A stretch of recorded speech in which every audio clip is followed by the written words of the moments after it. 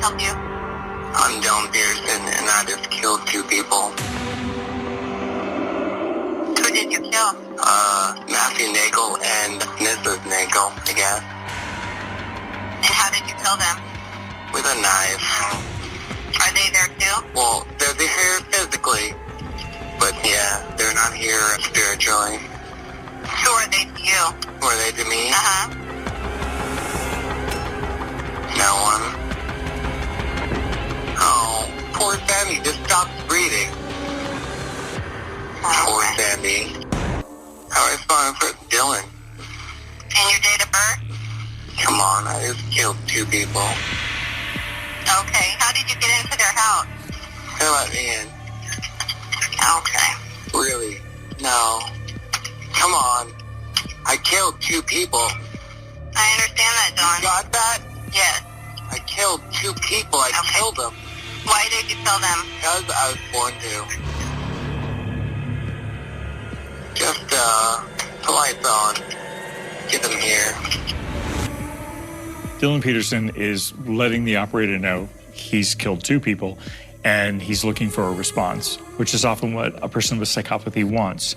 They've done the act, they want a reaction from somebody else, and the operator isn't responding to all of his cues that are designed to elicit maybe some shock, some horror, or something other than what she's doing, and that's why he's irritated.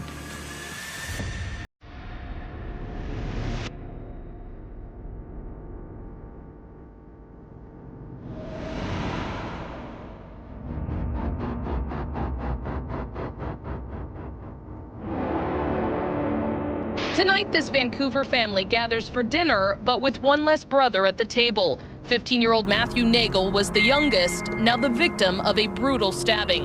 Police found Nagel and his mom, Sandra Terrell, dead inside their home. Police say 25-year-old Dylan Peterson called 911 and confessed to killing them. I'd heard about Dylan. He was just a guy hard on his luck that needed some help, and he seemed like a good guy, you know. Peterson went to the Culinary Institute with their brother Nick, and after losing his apartment, Nick invited him to move in with his family. For 2 months, he was the perfect house guest, but on Sunday, they say he became a psychopath.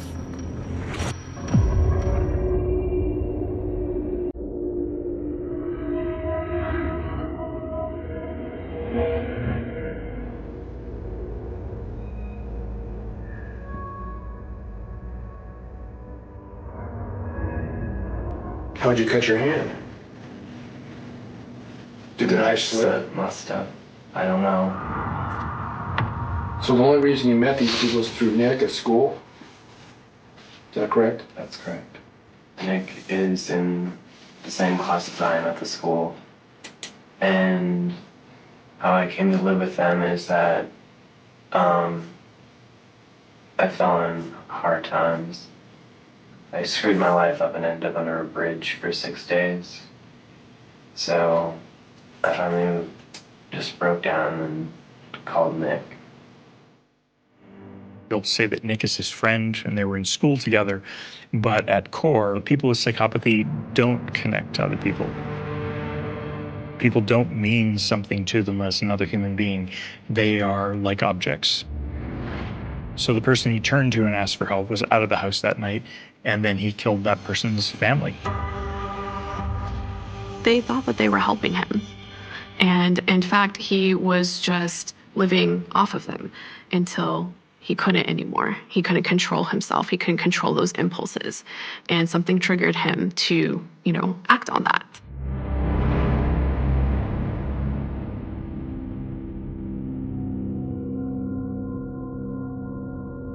As a child, I was hyperactive, like not flamboyant, but energetic and always getting into trouble. And, I consider myself at that time an average teenager. I wasn't treated like an average person. I was always treated differently. A bit of a loner, kind of a weird kid, How'd you and your mother get along? We were kept separate from our parents. Once we ever got to be together, really, it was like on a daily basis. It was at the dinner table. That was with her second husband. What happened to your natural father? Did your mom divorce you? Yeah, he's abusive, and he dropped us off at my grandparents' house one day when I was 5 or 6. He just disappeared? I haven't seen him since. My first stepdad, he was an abusive man. Were you abused? Not if you ask me about. Peterson's painting a picture of himself as having grown up in a tumultuous childhood. We know that children who experience adverse childhood events tend to have a higher likelihood of mental health disorders, including antisocial tendencies. He's pointing something out where he doesn't feel his mother recognized what he was experiencing. He has an axe to grind. He's got feelings about what she didn't do, and they're still very much alive in his head. Do you have a poor image of yourself? Always. As an odd kid, got made fun of a lot. Do you think you have any self-worth? No. It's all fake. I always knew that there was something inside of me. I always knew that there was something inside of me, and I could picture it. Inside of you what? Good or bad? Something wrong. Something that I missed.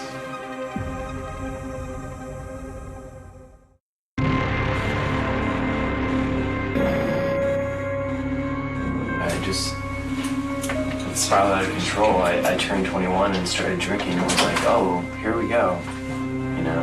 You think that was the start of a downward spiral in your life at age 21? Yeah, I became agoraphobic, massive alcoholic, to the point where I would just wake up, drink, you know, go out to the bar, couldn't keep a job. He discloses that when he was 21, he began to drink alcohol and spiraled into severe substance abuse. We know that individuals with psychopathy tend to seek stimulation, and that can be from driving in a vehicle really fast to using drugs and alcohol. And in fact, we know that just a few days before this arrest, he was arrested for trying to purchase cocaine. This is a perfect example of someone that lives a parasitic lifestyle. They're living off of others without care or concern. They're not paying debts. They're not taking responsibility for anything. And yet he's still the victim in this story. Who's the closest friend you have? My closest friend. It was Matthew. Still Matthew. The 15-year-old. Yeah. But he's dead. He's dead. How does that make you feel? How does that make me feel? Relieved. Why do you feel relieved? Because I got it out. I got it out. Whatever that's been eating me away has been appeased. You know, it's been satisfied. Is it a demon? I believe it to be a demon, absolutely. I don't want to put words in your mouth. I don't know what to describe it as. A monster. How long has it been inside you? The monster's always been there. He's not taking the responsibility of killing somebody. He's blaming it on his past and something inside of him, disconnect from reality.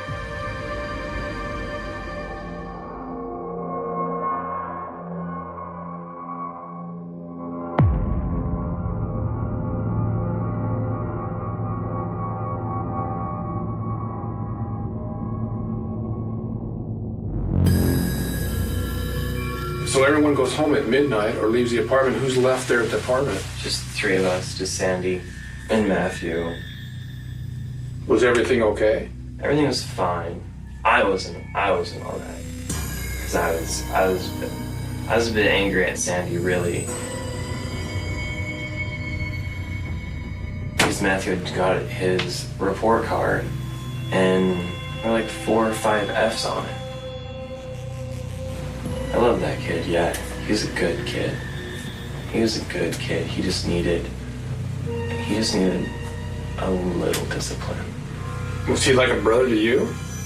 He was like my little brother.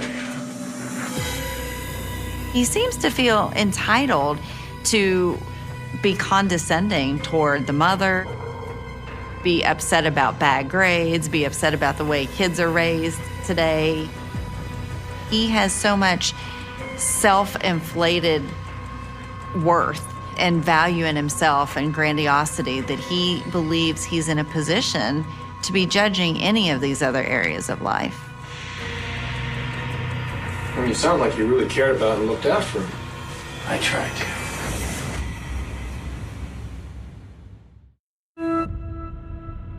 Did y'all go to bed at a certain time last night? I went to bed. I don't know when. I pretended to sleep, I should say. What happened to get your attention to Matthew? Did something specific happen? Did you have a bad thought that came into your head? Well, first, I went into the bathroom, and I felt tall. You are tall. You're 6'1". I know, but I don't always feel tall. Yeah, and sometimes I slouch, but I found myself standing very erect. Very erect, and I was, uncharacteristically looking at them. There was actually some planning and calculating that went into it because he had to pretend to fall asleep. I think he studies. It's sort of like, a reptile studying for prey. The thoughts on his mind, he's not saying it yet. Then when he talks about going into the bathroom, it's a nice description of what we call depersonalization, where a person has an altered perspective of their physical body. They may feel taller or shorter than they actually are, and they may feel like they don't quite recognize themselves in the mirror. And we know that those states are associated with chemical changes in the brain. It's an indicator that there's stress going on. Yeah, and so I look in the mirror, and I saw his eyes. You saw whose eyes? The person inside me. What's the facial features look like? Is it the mirror image of you? Yeah, but he sneers.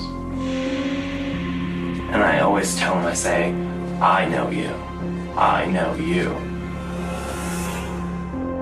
Where does it go? And then there's no more Dylan. There's no more Dylan. This narrative that Peterson's describing to them about having a monster inside of him can be challenging for detectives because now they're trying to understand whether or not he has a true mental illness. Is he dissociating? Is he psychotic? Usually people that have psychosis, which is a thought disorder encompassed by delusions, hallucinations, disorganized thought process, and disorganized behavior, he doesn't have that. He is somewhat organized in his behavior, and he's definitely organized in his thought process.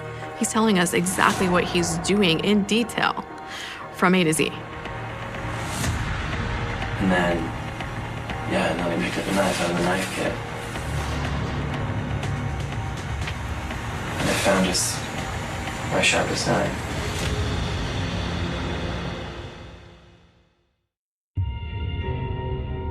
Why kill Matthew first? Because if I went in the room, Matthew would have came into the room, and that would have been more difficult. So neutralize Matthew as a threat first? So just get rid of Matthew and take care of his mother.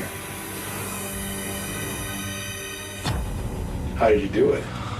I think the two couches, there's the little one right here, there's the long one right here. There's a little walkway. Matthew's head was right here. Yeah, he was in the fetal position on the couch, like sleeping like he does all the time. What did you do?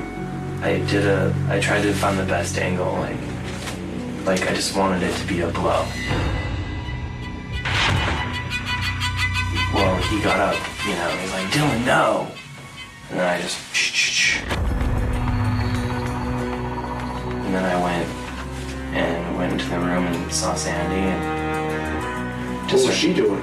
she just heard noises, so she came out of her room and I started stabbing her. And I heard Matthew was still breathing, so I gave him a few final blows to make sure that he was dead, and then made sure Sandy was dead too.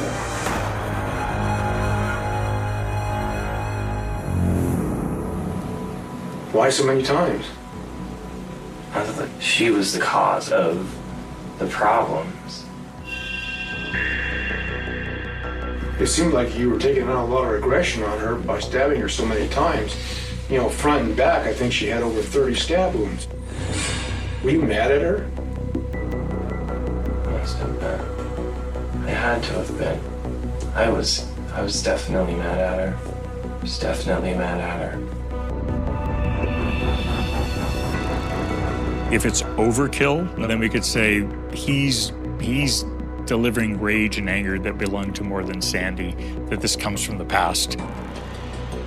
So my assumption is that Sandy represents whatever feelings he has about Mom, and she is the target of all of that rage. Did you get any relief after you killed Matthew and Sandy?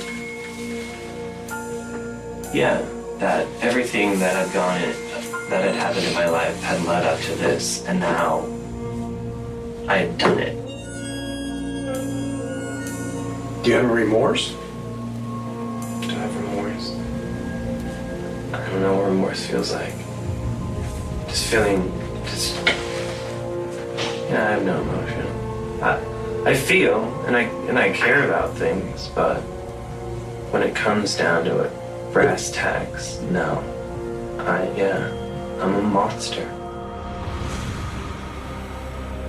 How can a monster have any feelings at all? So you were the monster in the mirror. I'm totally the monster in the mirror. I am him and he is I. That's why I say that it's we. Peterson has demonstrated from time to time some self-awareness. And here at the end, we see that he knows he probably should feel bad, but at the same time, he's got some impression management he's trying to uphold.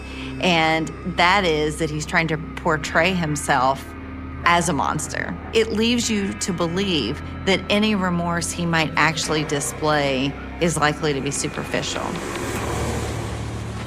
You hated yourself so much that you eliminated one of your closest people to you. Yeah. It should have been me. It really should have.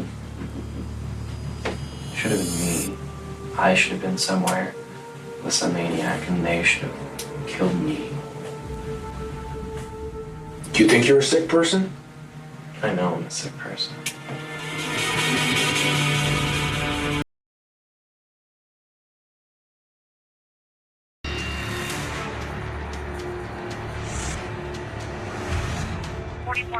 North Farmer 249. A caller is saying that he's killed his family. He says that he's left the gun unloaded and the clip will be on the tailgate of a vehicle. The subject that we spoke to says he shot them and saying that he's positive they're dead. And he is not checking on them otherwise. Medical is staging in the area. They're saying he's currently in the roadway. We have breaking news tonight. Police say 55-year-old Jesse Huey is in custody, charged with the murders of his wife and her parents. A male subject called 911 saying that he killed his family. When deputies arrived, they took him in custody. They went in the residence and located 3 adults deceased. Take me serious when I tell you something, and they did not take me serious. So this is the consequence of that. The truth of the matter is I couldn't stop myself from doing it.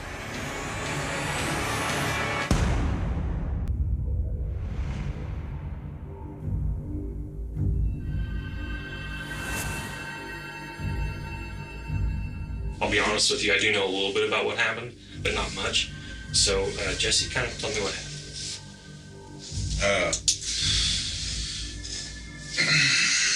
I shot my wife and her mom and her stepdad.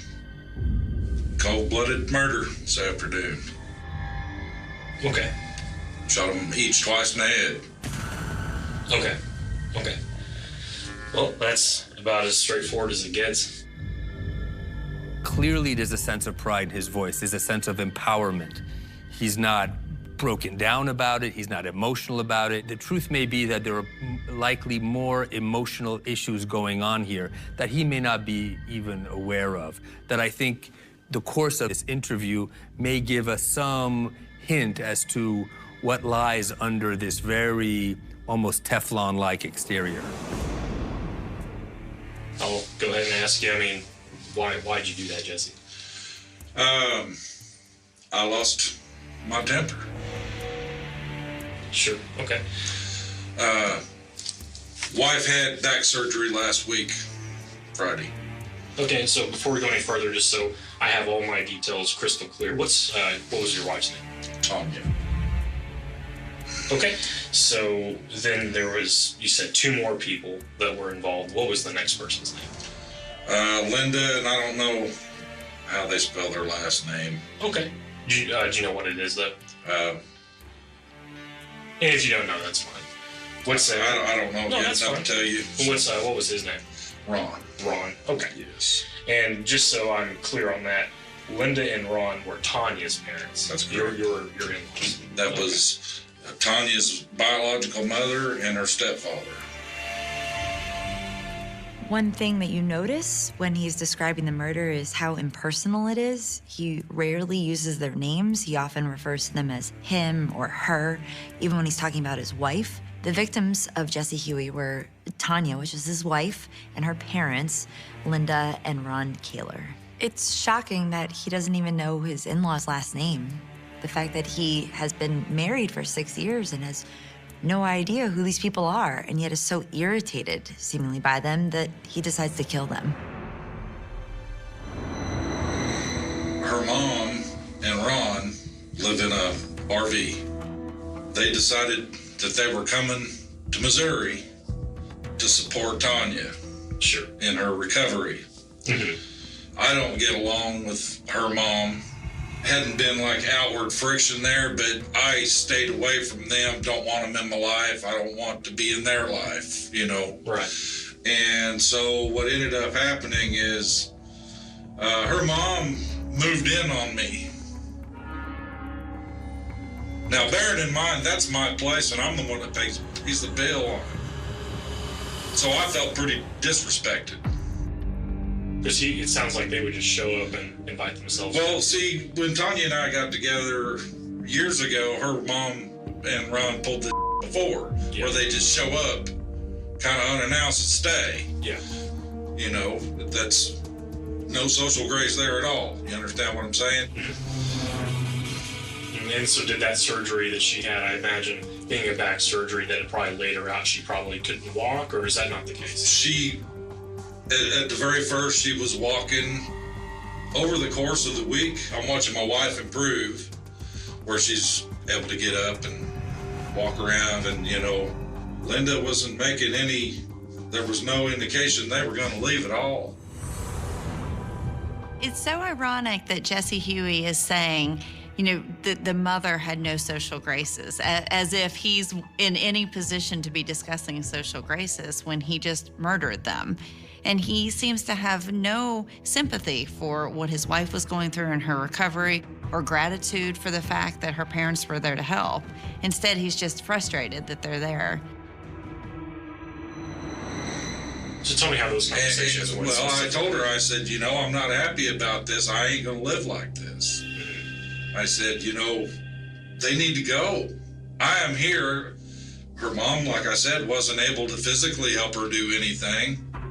You know, I pay the bill on that place, so that gives me some say. Granted, she's on the note too, so, you know, Linda came in and burrowed in like a tick and just pretty much made it obvious that she wasn't going anywhere. This afternoon, I was pushed to the point I could not resist letting go. Like I said, I felt intruded upon. I felt disrespected. I talked to Tanya probably Wednesday, and I left the front door open. Her mother was in the kitchen right there, and I left the front door open so she could hear every goddamn word. I think another aspect of Huey's behavior here and his reaction is that any intrusion to him feels like he's losing control over his life and himself. And so he has no tolerance for anybody else asking anything of him, or no tolerance for having to comply or to be docile or giving to any other human being. I apologize for not asking, but Jesse, what do you do for work? Well, I was a construction worker, and then my hip and my knees and my low back went out, and I haven't been working. Okay, so are you on disability, I guess? No, I'm not on disability. Okay. The doctors I went to go see, I had carpenter's insurance. The doctors that I had to go see through that insurance really didn't do nothing to help me. Okay, so did you and Tanya live upstairs or downstairs? No, we lived downstairs. My dad lived in the modular upstairs. What we've heard from Huey is that he's not working, he's not contributing to the home. He's not describing himself as particularly helpful. We have a picture here of a very one-sided parasitic relationship. He's living life the way he wants to, and his wife has to tolerate it and support it. And if she does not, as she didn't in the moments before she was killed, it had catastrophic consequences.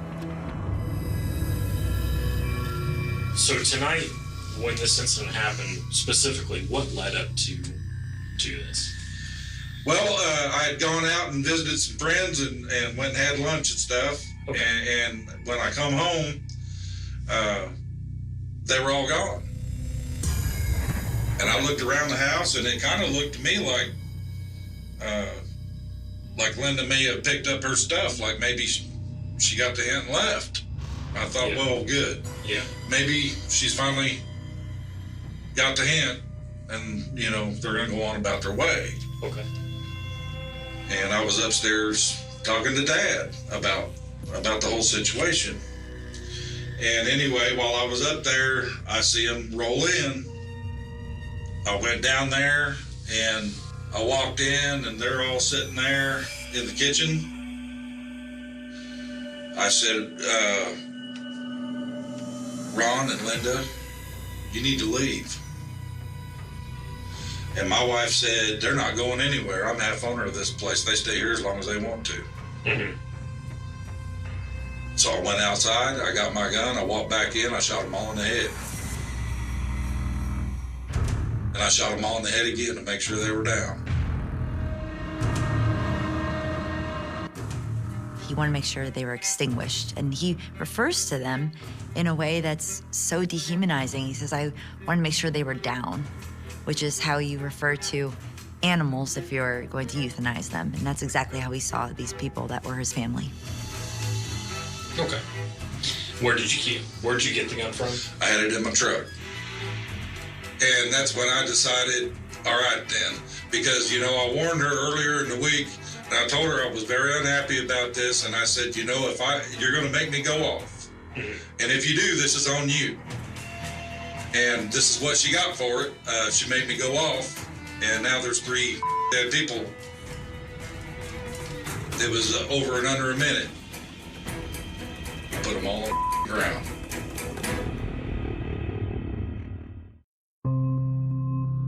You shot Ron, he was in your chair. Did he see you coming, or? Yeah. What did he? First he looked at her, and he started turning his head to me, and by then I got it. And Linda was all surprised that I just shot Ron, and I shot her head. Either one. And then I turned and I shot her in the head. Yeah. You know, I warned them, told them. I guess she decided to call my bluff, so here we are. Did any of them get anything out verbally? Nothing more than a little bit of a squeal. Like I said, it was all over real quick. I heard Linda gurgle a little bit, so I went and put another one into her. And by that time, Tanya had stood up and squealed, and I shot her. And then I went back through and I shot them all again to make sure they were done. Huey seems to be getting a little emotionally activated here. He's really getting into the story. You can hear his voice getting louder. He's a little more animated, and he's retelling details from the story, even saying words like he heard a gurgle, and very specific details that lends the impression that he's almost enjoying retelling the story, retelling what happened. How long had you and Tanya been married? I don't know, 5-6 years. 5-6 years. I've been married 3 other times. Did you and Tanya ever get into arguments about other stuff? I know all married couples get in fights once in a while, but did you guys ever get into it about anything else other than her parents? Sure. She was pretty disappointed, when my hip and my knee and my low back went out and I couldn't work anymore. Yeah. She was pretty disappointed about that. I gotta ask Jesse, how are you feeling right now? I'm upset, Sure. Like I said, I didn't start off wanting to do this. I never wanted to do this. I feel like they pushed me to the point that I had to do it. So he basically blames her for her own death. He does not take any responsibility for it and shouldn't have done that. It's her fault. And that's pretty typical of certain psychopaths who don't want to take responsibility for the atrocious things that they've done and who blame their victim. The investigator does his best to try to tease out the level of social stress, the level of imposition that these victims put on him, and finds none. But his code is no strikes, you're out. That if he feels a certain way, he'll act on it. He's not putting it into any kind of context. Specifically, can you kind of tell me what has really specifically been happening between you and Linda and Ron for it to lead up to this? No threats or anything like that? I did tell Tanya earlier in the week that I was really unhappy with the way this was going and I wasn't going to put up with it. And if she persisted that it was going to be on her, the consequences would be on her. And I guess she decided to call my bluff today. Okay, and so when you told Tanya that the consequences would be on her, did you, elaborate and tell her what those consequences were? I didn't know what I was going to do, but I knew it wasn't going to be good. And here's the deal, I'm a veteran. Take me serious when I tell you something, and they did not take me serious, so this is the consequence of that. Now, I've killed them and ruined the lives of, their family. The truth of the matter is I couldn't stop myself from doing it. It happened fast. I couldn't stop myself from doing it.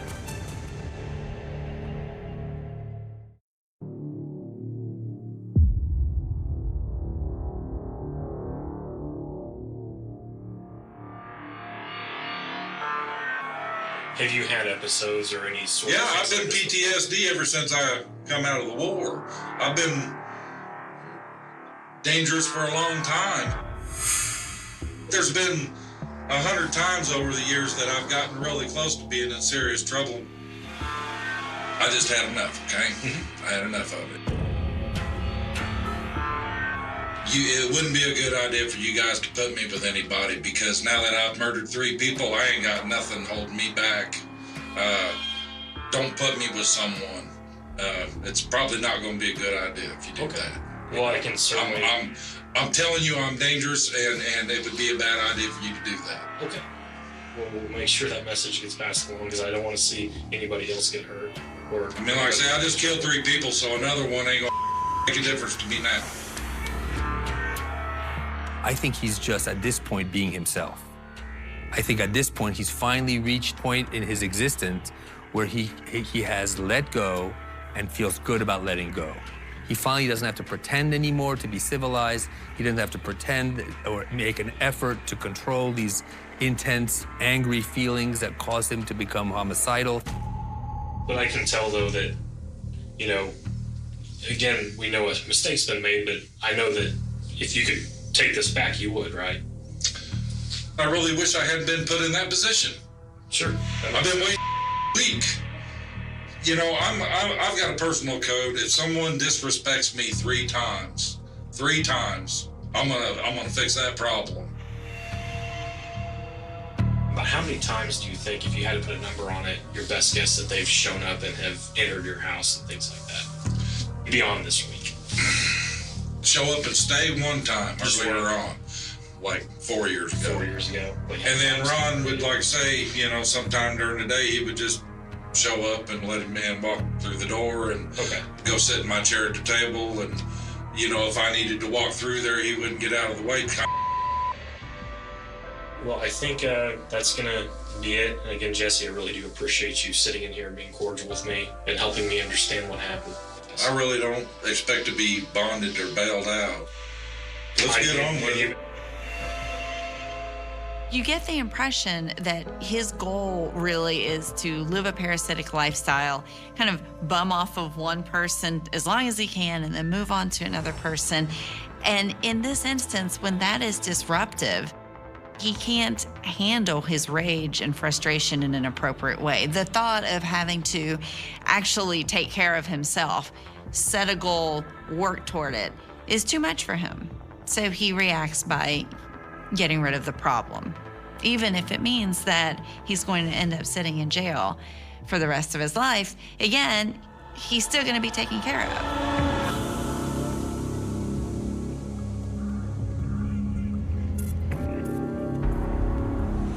Okay, so I understand you had some text messages, and she maybe confided in you about a couple things. She told Jesse that, you know, only one person can be there the day of the surgery. So would he stay there the whole day so he could find out what the results of the surgery were? And he said, well, I'll drop you off at the door. She was getting ready to leave him. She was planning on, once they're back out together, because I think she could see that he was getting to be real odd. He wasn't working. He refused to work. But, you know, she didn't put up with any crap either. Witnesses and family members who were interviewed by law enforcement seem to give a different take on the relationship between Huey and his wife. Whereas he talked about paying the bills and being responsible, in fact, it seemed as though she was...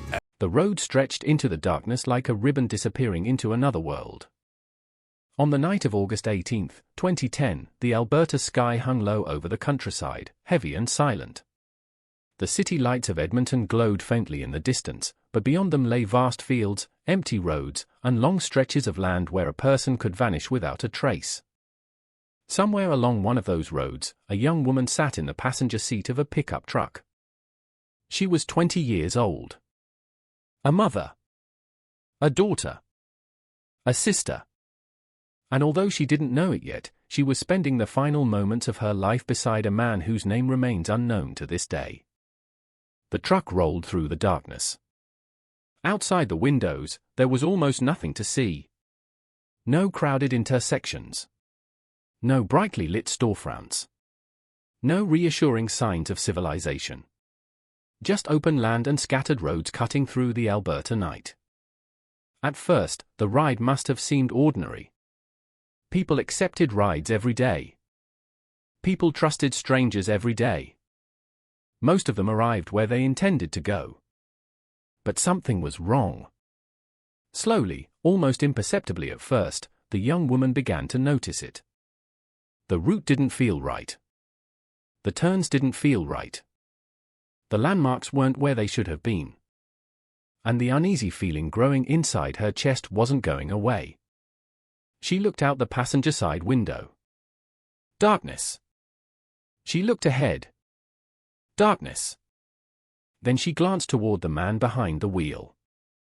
A stranger. A stranger whose face the world would never clearly see. A stranger whose voice would become one of the most haunting pieces of evidence in Canadian criminal history. At that very moment, a telephone call connected. Hundreds of miles away, her brother was on the other end of the line. The conversation that followed would be preserved forever. Not because anyone anticipated a crime. Not because anyone sensed a tragedy unfolding. But because the call was automatically recorded. What began as an ordinary conversation slowly transformed into something else. Something unsettling.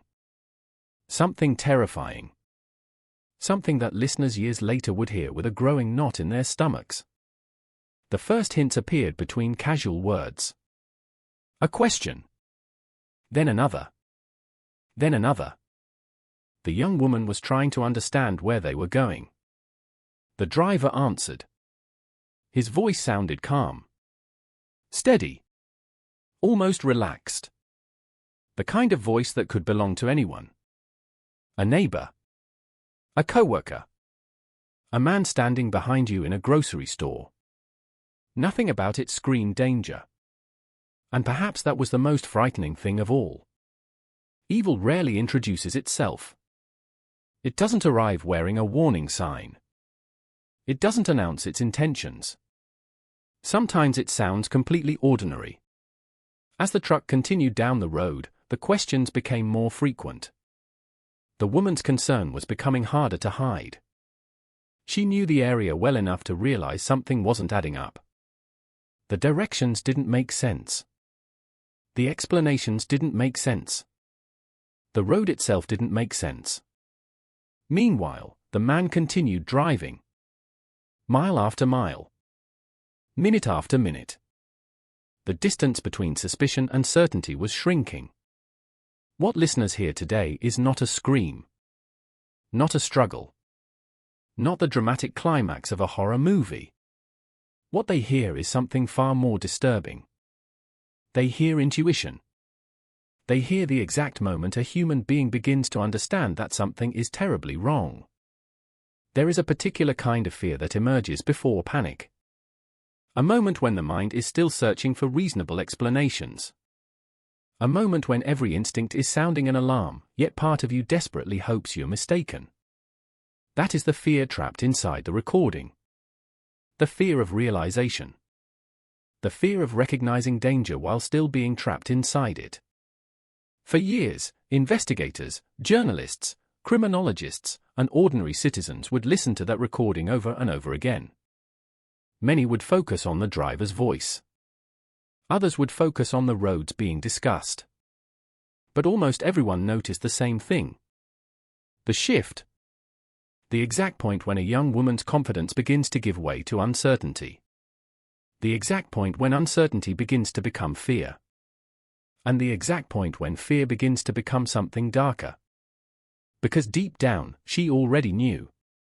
Perhaps not consciously. Perhaps not completely. But some instinct buried within her was already piecing together a truth she didn't want to face. The truck was not taking her where she wanted to go. And the man beside her was not who he claimed to be. The recording would eventually end. The road would continue. The night would swallow whatever happened next. And then she would disappear. Days would pass. Then weeks. Then months. Questions multiplied faster than answers. Families searched. Investigators searched. Rumors spread. Hope faded. Yet one thing remained. A voice. Just a voice. No clear face. No definitive identity. No arrest. No confession. Only a calm male voice drifting through an old telephone recording, speaking from somewhere in the darkness of an Alberta night. For more than a decade, that voice has haunted Canada. Someone knows it. Someone has heard it before. A friend. A relative. A coworker. A former neighbor. Perhaps someone listening right now. And yet, despite countless tips and years of investigation, the man attached to that voice remains a ghost. The mystery is not merely a story about murder.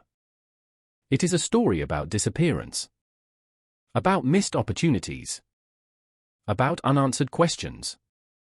About a family forced to live with uncertainty long after the rest of the world moved on. Most of all, it is a story about a young Indigenous woman whose final moments were unknowingly captured in real time. A story where the audience can hear danger approaching. A story where the ending is already known. Yet the identity of the person responsible remains hidden somewhere beyond the reach of justice. This is the story of Amber Tuccaro. And it begins on a lonely road beneath an Alberta sky, where a truck moved steadily through the darkness and a young woman started asking questions that no one would ever be able to answer. The story of Amber Tuccaro did not begin on a dark road. It began hundreds of miles away from the mystery that would one day consume investigators, journalists, and an entire nation. Long before her name appeared in headlines, before recordings of a stranger's voice echoed across Canada, before her family became trapped in a nightmare that still has no ending, Amber was simply a young woman trying to find her place in the world. To understand what happened to her, it is necessary to understand the world she came from. Northern Alberta is a land of contrasts. During the winter months, cold winds sweep across endless stretches of wilderness. Snow buries roads beneath white blankets, rivers freeze into silent pathways, and entire communities seem isolated from the rest of the country. During summer, however, the landscape transforms. Forests become vibrant. Lakes reflect enormous skies. The air carries the scent of pine trees and fresh earth. It is a place of beauty. It is also a place where distance matters. Many indigenous communities in northern Alberta exist far from major urban centers. Long drives separate families from hospitals, schools, government offices, and employment opportunities. Life often requires movement between two worlds, the traditions and relationships rooted in community, and the practical realities of modern Canada. Amber Tuccaro grew up within that reality. She belonged to the Mikisew Cree First Nation, a community with deep cultural roots and a long history tied to the land. Family connections carried enormous importance. Generations remained linked through stories, traditions, and shared experiences.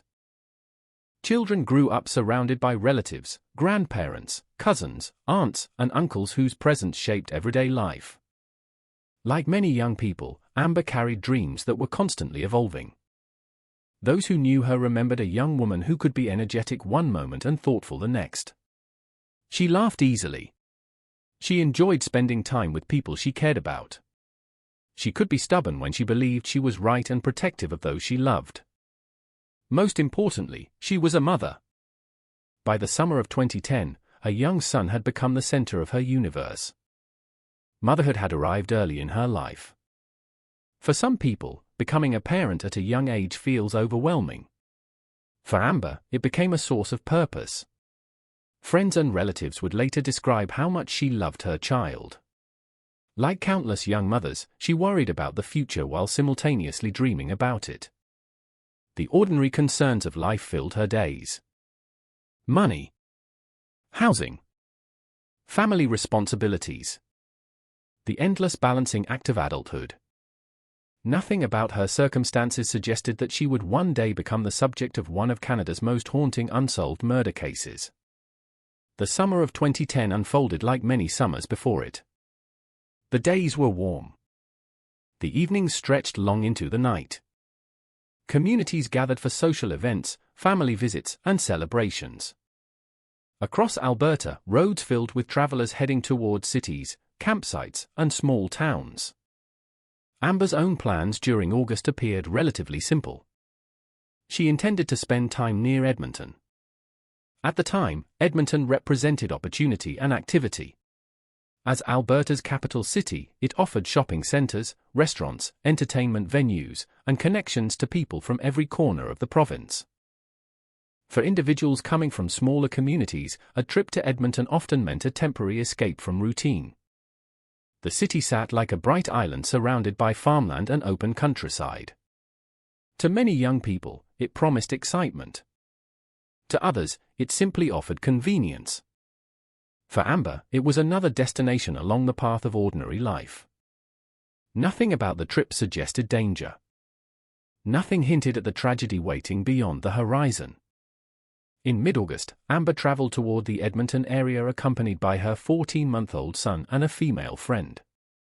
The atmosphere during the journey was likely familiar. Conversations about plans.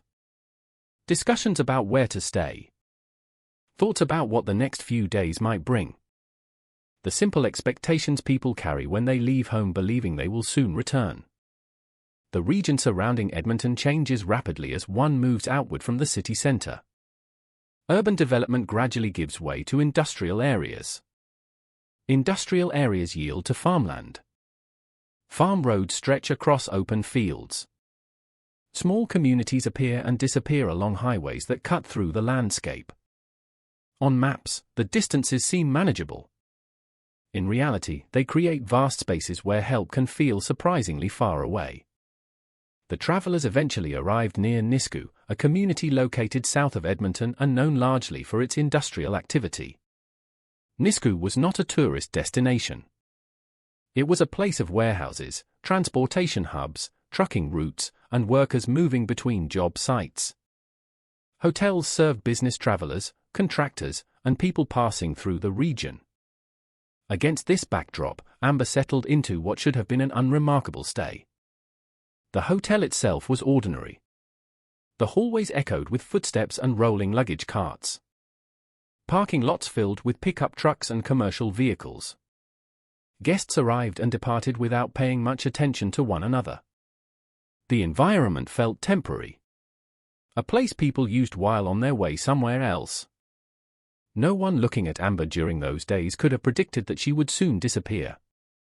No one could have imagined that investigators would spend years retracing movements around these roads.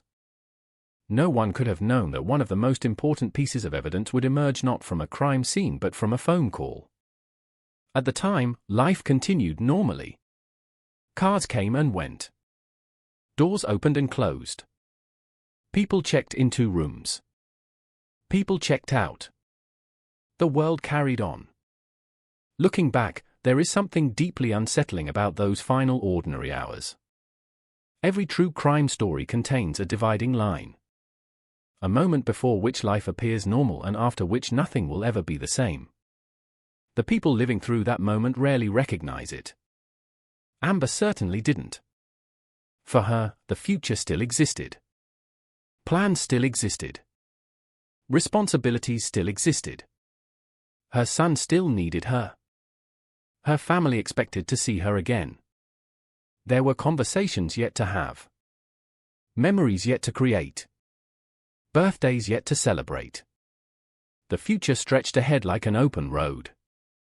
And that is what makes stories like this so devastating. The violence itself is only part of the tragedy. The larger tragedy lies in everything that was stolen afterward. Every possibility. Every dream. Every ordinary day that never had the chance to happen. In August 2010, none of those losses were visible. They existed only in the future. An invisible future approaching 1 hour at a time. Across Canada, conversations about missing and murdered Indigenous women had already begun gaining attention, though the issue had not yet reached the level of national awareness it would later achieve. Families across the country carried stories of disappearances that remained unresolved. Some waited years for answers. Others never received any. Trust between Indigenous communities and law enforcement had been shaped by generations of painful history. Many families believed their concerns were often dismissed or minimized. Many felt their loved ones received less attention than other victims.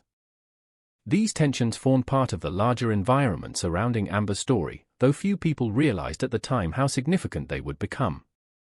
For now, the focus remained on a young woman spending time near Edmonton with her child and a friend. The days moved quietly. Summer sunlight illuminated highways and parking lots. Traffic flowed in and out of the city. Nothing appeared unusual. Yet somewhere beyond the visible surface of everyday life, another story was unfolding. A story involving a man whose identity remains unknown. A story involving roads that would later become the subject of intense scrutiny. A story moving steadily toward a collision point no one could see. Every unsolved mystery contains shadows. In Amber's case, those shadows seem almost tangible. When investigators later attempted to reconstruct the events surrounding her disappearance, they encountered gaps that refused to close. There were moments no witnesses observed. Movements no camera recorded. Decisions made in seconds that altered the course of countless lives. The Alberta sky above Nisku remained vast and indifferent. Vehicles continued traveling along highways. Workers finished shifts. Families gathered for dinner. Children played. The world continued turning exactly as it always had. And somewhere within that ordinary landscape, the final chapter of Amber Takaro's life was quietly approaching. She could not see it. Her family could not see it. No one around her could see it. The darkness that would eventually surround her story had not yet arrived. For now, there was only summer. Only open roads. Only the illusion that tomorrow would be just another day. Before Amber Takaro became a headline, before investigators studied maps and timelines, before strangers on the internet debated theories and listened to fragments of a chilling phone call, she was simply a young woman living an imperfect but very human life. The true tragedy of any murder case is that the victim is often reduced to the final chapter of their story. A photograph appears on a news broadcast. A date of birth. A date of death. A few brief details. Then the attention shifts toward the mystery, the suspect, the investigation. The victim slowly disappears behind the crime. But Amber Takaro was more than a victim. She was a daughter whose family remembered her laugh. A sister whose absence left an empty chair at family gatherings. A friend who shared jokes, frustrations, and dreams with people who loved her. Most importantly, she was a mother. Long before the world knew her name, Amber's life unfolded against the backdrop of northern Alberta. The region is vast, beautiful, and often unforgiving. Communities are separated by great distances. Family ties become essential because support systems are built through relationships rather than convenience. Children grow up surrounded by stories passed from one generation to the next. Amber belonged to that world. People who knew her described a young woman with a lively personality. She could be outspoken when she felt strongly about something. She was not the kind of person who quietly disappeared into the background. Like many young adults, she was still figuring out who she wanted to become. Her life was not perfect. No one's is. She faced challenges. She made mistakes. She navigated difficult circumstances. But those realities did not define her. What defined her most clearly was the love she carried for her son. When her child entered the world, everything changed. Anyone who has spent time around a devoted young parent understands the transformation. Priorities shift. The future suddenly feels heavier. Every decision carries consequences extending beyond yourself. Amber's son was still very young in the summer of 2010. At 14 months old, he was at an age filled with constant discovery. Every object seemed fascinating. Every day brought new experiences. Children that age require endless attention. They rely on parents for everything. Food. Comfort. Protection. Love. Amber embraced that role with the fierce devotion often seen in young mothers. Family members would later speak about the connection she shared with her child. It was not unusual to find her talking about him. Planning around him. Thinking about what kind of future she hoped to provide.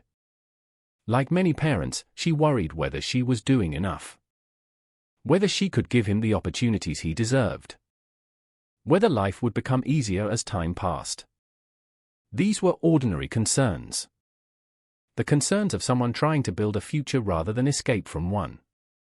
When people examine true crime cases years later, there is often a temptation to search for signs that tragedy was inevitable.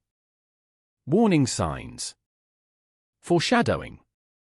Some hidden clue buried within the victim's life.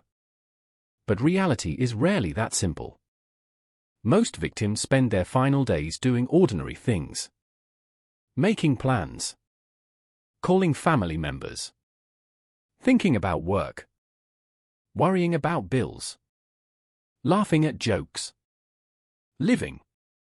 Amber was no different.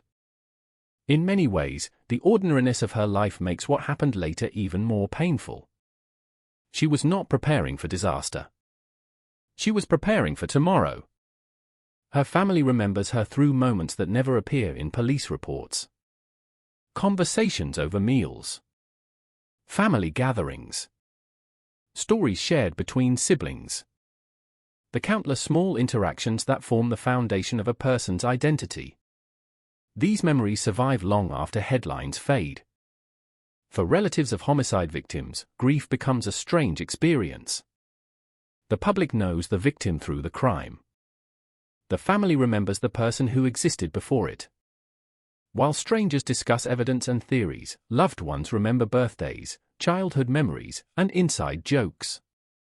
Two versions of the same person begin to exist simultaneously. The victim and the human being. Amber's family never stopped seeing the human being.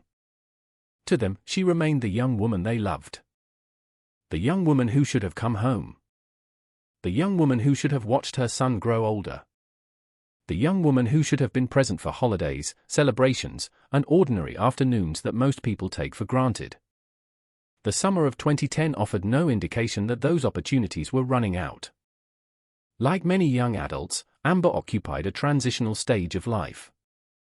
She stood somewhere between adolescence and full adulthood. Old enough to carry serious responsibilities. Young enough to still be discovering herself. People in that stage often believe time is limitless. The future feels enormous. Mistakes seem temporary. Tomorrow always appears available. Amber likely viewed life through a similar lens. There were challenges to overcome, certainly. But there were also possibilities. New experiences. New relationships. New beginnings. The future remained unwritten. What makes her story particularly heartbreaking is that so much of that future can now only be imagined. One can picture birthdays she never celebrated. Family photographs that were never taken. Conversations she never had. Advice she never gave her son. Moments that vanished before they could exist. Her child would eventually grow up carrying questions that no child should have to ask. Questions about a mother he barely had the chance to know. Questions about why she never returned. Questions about a stranger whose actions altered countless lives. For Amber's family, these questions became permanent companions. Days turned into weeks. Weeks became months. Months became years. Yet the image they held onto was not the image the world came to know. They remembered a living person. A young woman with hopes and flaws. A mother trying to move forward. A daughter trying to find stability. A sister connected to the people around her. One of the cruelest aspects of unresolved cases is that they prevent families from reaching a sense of closure. When a crime remains unsolved, grief never fully settles. The story never receives a final chapter. Every unanswered question becomes an open wound. Every anniversary becomes a reminder. Every new lead creates hope and anxiety simultaneously. The family of Amber Tuccaro would eventually experience all of these emotions. But in August 2010, none of that suffering had arrived yet. The future still belonged to her. The future still belonged to her son. The future still seemed full of possibilities. If someone had approached her during those final days and described what was coming, the prediction would have sounded impossible. How could an ordinary trip become an international mystery? How could a brief encounter with a stranger reshape so many lives? How could a simple decision create consequences that would echo more than a decade into the future? No one asks those questions while living through ordinary moments. The significance only becomes visible afterward. Amber laughed. She talked. She planned. She worried. She loved. She lived. These details matter because they restore something often lost in true crime storytelling. Perspective. A homicide investigation begins after a crime. A human life begins long before it. Amber's story did not start with a missing person report. It started with family. With childhood. With relationships. With dreams that were still evolving. The woman who entered that pickup truck on a summer evening was carrying all of those experiences with her. She was not a case file. She was not evidence. She was not a headline. She was a mother who expected to see her child again. A daughter whose family expected her return. A young woman standing at the beginning of adulthood. The tragedy waiting ahead remained invisible. The roads around Edmonton carried thousands of vehicles every day. Most journeys ended exactly where they were supposed to end. Most strangers remained strangers. Most rides ended without incident. Nothing about the approaching night appeared remarkable. The sky above Alberta would darken as it always did. Traffic would continue moving through highways and side roads. People would go home.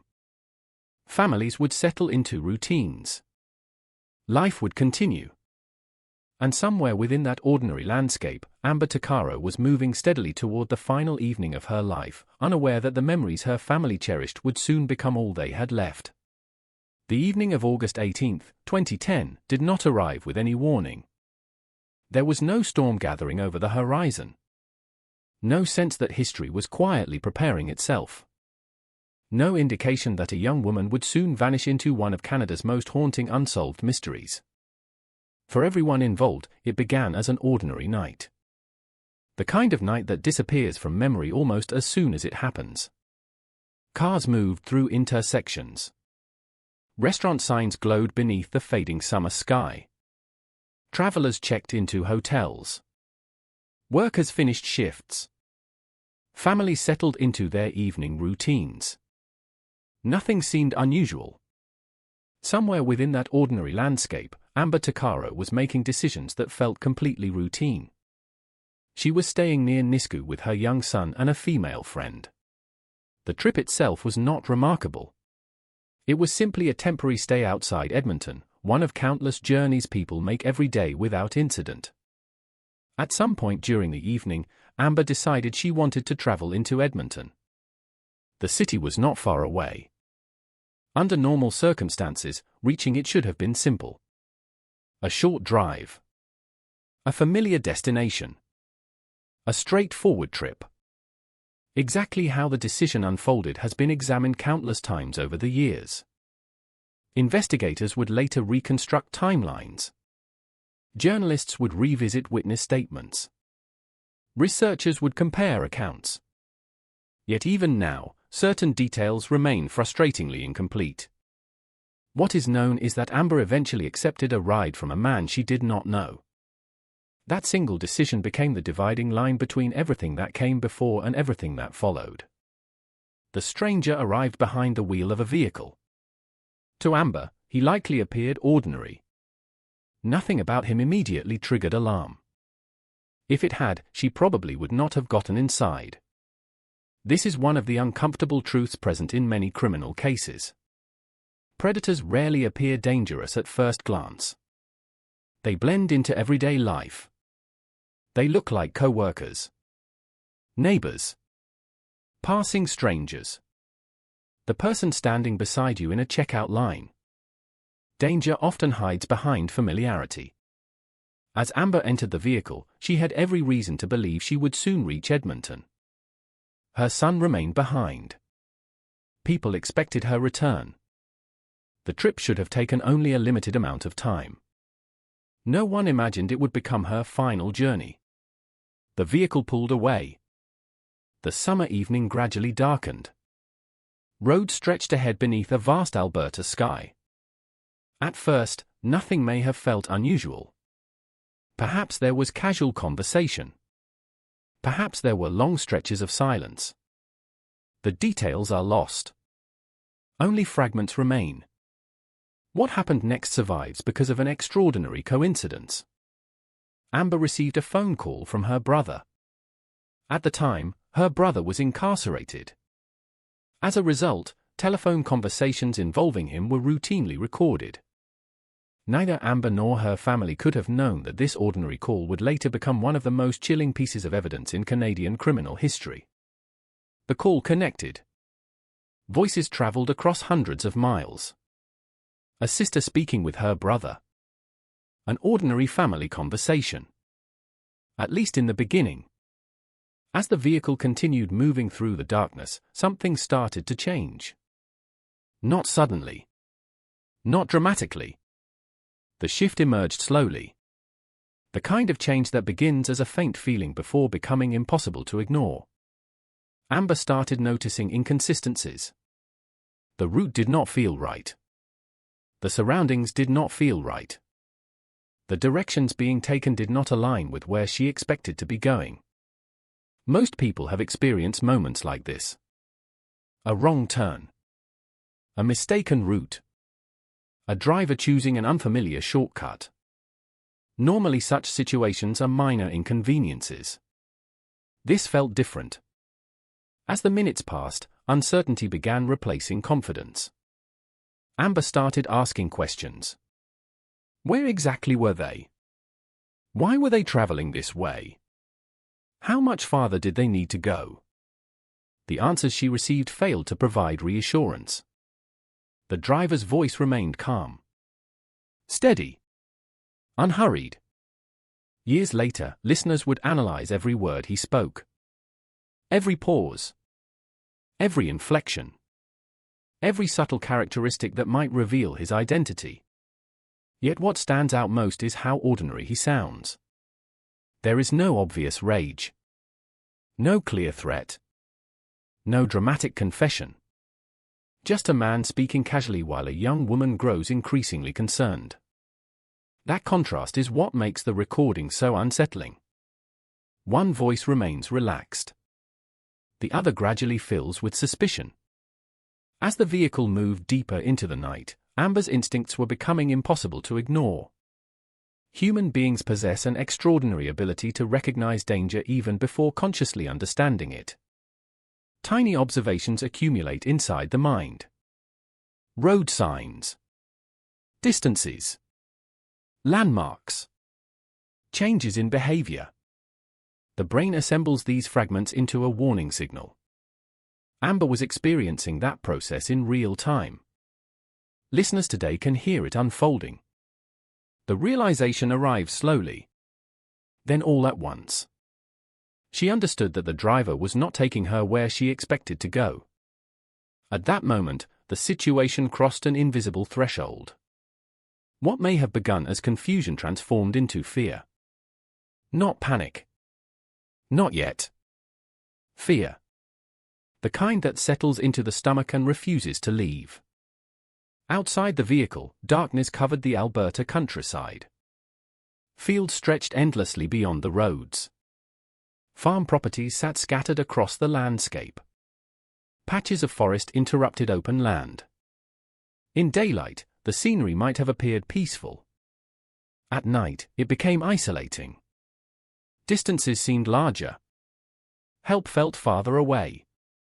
The vehicle continued moving. Amber continued questioning. The driver continued answering. But the conversation had changed. Beneath the words, tension was growing. The most terrifying moments in life are often not those involving immediate violence. They are the moments just before. The moments when a person realizes something is wrong but still hopes there might be an innocent explanation. Those moments occupied the space inside the vehicle. Amber had not yet disappeared. The crime had not yet occurred. The future remained uncertain. Yet listeners today know what she could not. She was already trapped inside a story that would end in tragedy. Every question she asked carried additional weight. Every response from the driver sounded more ominous. Every passing mile brought her farther from safety. The call eventually ended. That fact alone remains deeply unsettling. The recording stops. The questions stop. The voices disappear. Beyond that point, silence takes over. Investigators know the vehicle continued traveling. They know Amber never arrived at her destination. They know she was never seen alive again. What happened during the minutes and hours that followed remains one of the central mysteries of the case. No witness stepped forward to describe the final encounter. No surveillance footage captured the decisive moment. No confession filled the gaps. The darkness swallowed the truth. Somewhere on those roads, the final chapter of Amber's life unfolded beyond public view. Perhaps she continued trying to reason with the driver. Perhaps she searched desperately for a way to escape. Perhaps she still hoped the situation could somehow be explained. No one knows. The uncertainty is part of what makes the case so haunting. There is no complete narrative. Only fragments. A ride. A phone call. A growing sense of danger. Then disappearance. Meanwhile, the world continued moving forward unaware. Traffic lights changed from red to green. Businesses closed for the night. People returned home. Families watched television.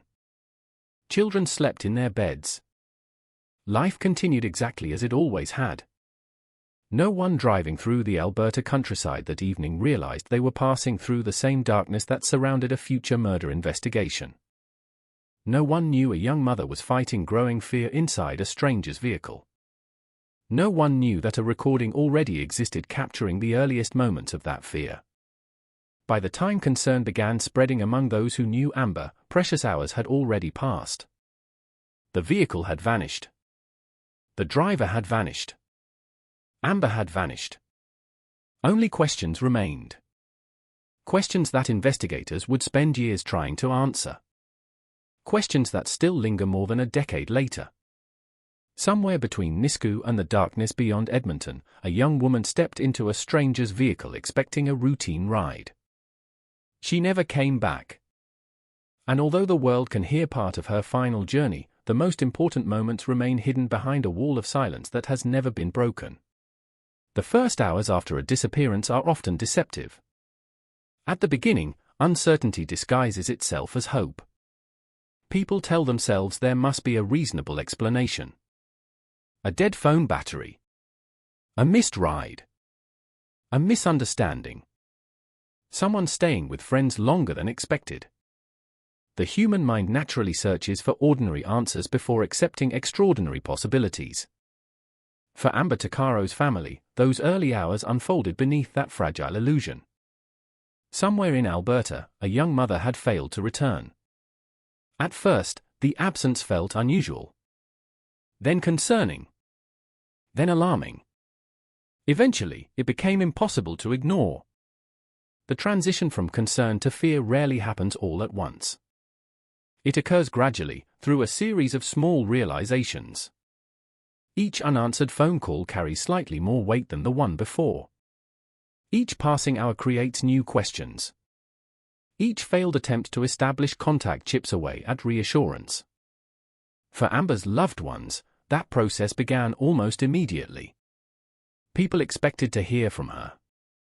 They expected her to return. They expected life to continue according to plan. Instead, silence began spreading through the spaces where her voice should have been. The silence felt wrong. Family members started making calls. Friends reached out to one another. Questions circulated. Had anyone seen her? Had anyone spoken to her? Did anyone know where she had gone?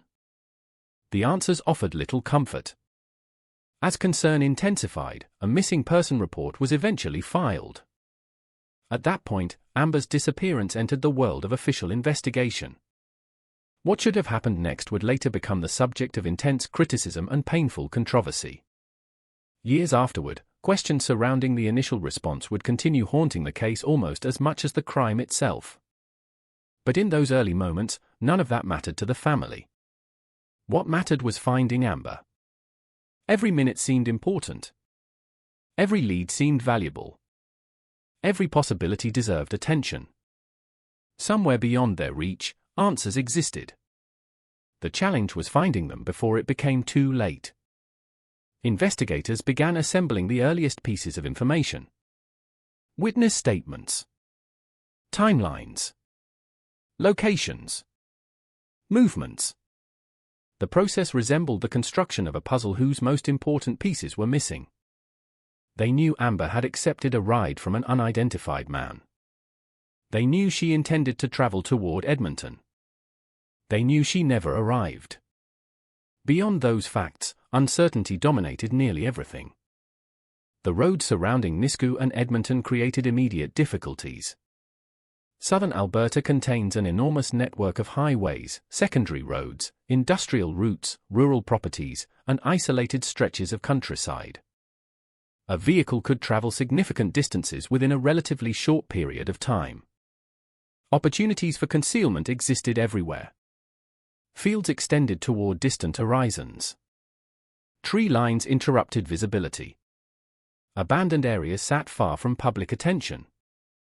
If a crime had occurred somewhere within that landscape, locating evidence would be extraordinarily difficult. As investigators worked through the earliest stages of the case, Amber's family faced a different kind of struggle. Waiting. Waiting for updates. Waiting for news. Waiting for signs that progress was being made. Few experiences are more agonizing than uncertainty involving a loved one.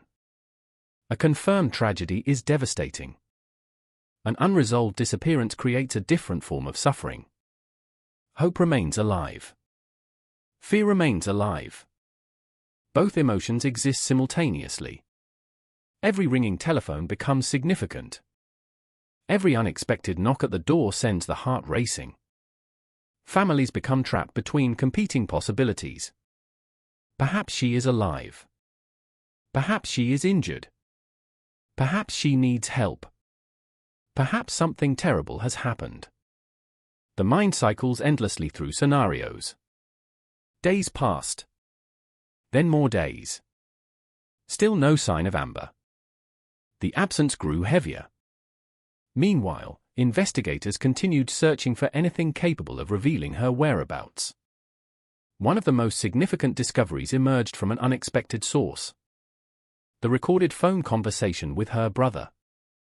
At first glance, it seemed like a routine family call.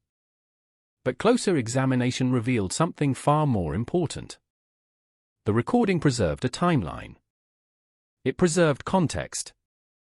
Most importantly, it preserved the voice of the unidentified driver. Investigators suddenly possessed something remarkably rare in a homicide investigation. Evidence captured before the crime was even known to exist. As authorities reviewed the recording, they encountered a chilling reality. The conversation documented Amber's growing concern. It documented her attempts to understand where she was being taken. It documented the driver's responses. Each detail became critically important. Road references. Directions. Geographic clues. Investigators analyzed every fragment. The hope was simple. Perhaps the conversation could identify a route. Perhaps it could narrow a search area. Perhaps it could reveal the driver's identity. At that stage, every possibility mattered. The recording offered something tangible within an investigation dominated by uncertainty. Yet even with that advantage, progress remained painfully slow. Time continued moving forward. Weeks became months. The mystery deepened. Then came a development that would dramatically alter public awareness of the case. Authorities eventually released portions of the recording to the public. The strategy was straightforward. Someone, somewhere, might recognize the voice. A friend. A relative. A coworker. A former classmate. Voices possess unique qualities. People often identify them instantly, even after years apart. Investigators hoped public exposure would generate leads. The result was immediate. Listeners across Canada heard the recording. Many experienced the same reaction. The driver's voice sounded ordinary. Disturbingly ordinary. There was no obvious feature that made him stand out. No unmistakable accent. No dramatic mannerism. Just a calm male voice participating in a conversation that listeners knew would end in tragedy. That ordinary quality transformed the recording into something deeply unsettling. The unknown man could have been anyone. He could have blended into virtually any community. He could have continued living a normal life while the investigation struggled to identify him. As public attention grew, so did frustration. The case appeared to contain valuable evidence. Yet answers remained elusive. Tips arrived. Investigators pursued leads. Names surfaced and were eliminated. Potential explanations emerged and collapsed. The mystery refused to yield. Then, nearly 2 years after Amber disappeared, the case took another devastating turn. On September 1, 2012, horseback riders traveling through a rural area of Leduc County made a discovery. The location lay south of Edmonton. The landscape appeared quiet and remote. Open land stretched across the countryside. At first glance, nothing distinguished the area from countless other rural properties scattered throughout Alberta. Yet hidden within that landscape were human remains. The discovery instantly transformed the investigation. Search efforts gave way to forensic analysis. Questions about disappearance shifted toward questions about homicide. The remains were eventually identified as Amber Tuccaro. For her family, the confirmation delivered both answers and heartbreak. One form of uncertainty had ended. Another had begun. They now knew she would never return. But they still did not know why she had been taken. They still did not know what had happened during her final hours. Most importantly, they still did not know who was responsible. Investigators returned to the location repeatedly. Crime scene specialists examined the area. Photographs were taken. Measurements recorded. Evidence searched for. Every inch of ground became significant. The challenge, however, was enormous. Nearly 2 years had passed since Amber vanished. Nature had altered the environment. Weather had erased traces. Seasons had come and gone. Potential evidence may have disappeared long before investigators arrived. The passage of time works against every homicide investigation. Witnesses forget details. Physical evidence deteriorates. Memories become uncertain. In Amber's case, time had become one of the greatest obstacles. Even so, the discovery site provided important information. It confirmed that a crime had occurred. It confirmed that the fear surrounding her disappearance had been justified. And it transformed an unsettling mystery into an active murder investigation. Yet despite this crucial breakthrough, the most important question remained unanswered. Who was the man behind the wheel that night? The voice existed. The recording existed. The victim had been found. But the person responsible remained hidden. Somewhere beyond the evidence, beyond the maps, beyond the forensic reports, an unidentified killer continued moving through the world unseen. And for investigators, the discovery in Leduc County was not the end of the search.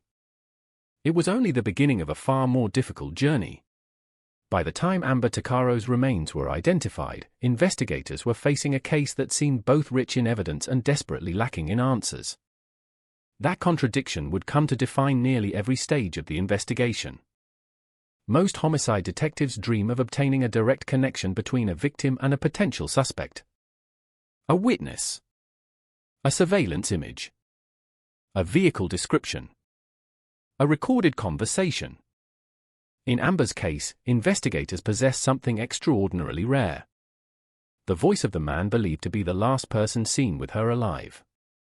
And yet, despite having that voice, despite releasing it publicly, despite years of scrutiny, the identity behind it remained hidden. The investigation expanded in multiple directions at once. Detectives revisited timelines. They reconstructed routes. They examined witness statements repeatedly, searching for overlooked details. Every minute of Amber's final known movements became important. Every location became significant. The roads surrounding Nisku, Edmonton, and Leduc County received particular attention. Maps covered investigation rooms. Potential routes were highlighted. Distances were measured. Travel times were calculated. Investigators attempted to understand where the unidentified driver may have taken Amber and why. One of the greatest challenges stemmed from geography. Alberta is vast. Even within the region surrounding Edmonton, enormous areas exist where a person can travel without attracting attention.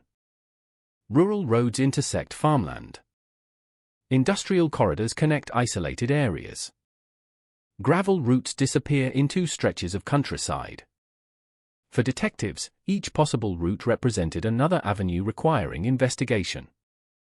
The number of possibilities seemed endless. At the same time, attention increasingly focused on the recording itself. Experts listened repeatedly. Investigators studied speech patterns. They examined pronunciation. They compared regional accents. Some listeners believed the voice sounded familiar. Others insisted it belonged to someone they had encountered before. Tips arrived from across Canada. Hundreds of leads poured into the investigation. Some appeared promising. Most eventually reached dead ends. The public response demonstrated something remarkable. People wanted answers. The recording created a personal connection to the case unlike anything found in most murder investigations. Listeners did not simply read about Amber's fear. They heard it emerging. They heard uncertainty becoming concern. Concern becoming suspicion. Suspicion becoming something darker. As a result, the case lingered in public consciousness long after many investigations would have faded from attention. Yet publicity carries its own complications. Every widely known case attracts speculation. Amateur theories multiplied. Online discussions flourished. Some individuals believed the killer was a truck driver familiar with the roads around Edmonton. Others suspected a local resident who knew isolated areas well. Some theories connected the crime to other unsolved disappearances. Others focused on serial offenders operating in Western Canada. Investigators examined many of these possibilities. Most failed to produce meaningful evidence. The challenge was separating genuine leads from coincidence. As months became years, detectives faced a reality familiar to anyone who has worked a long-term homicide case.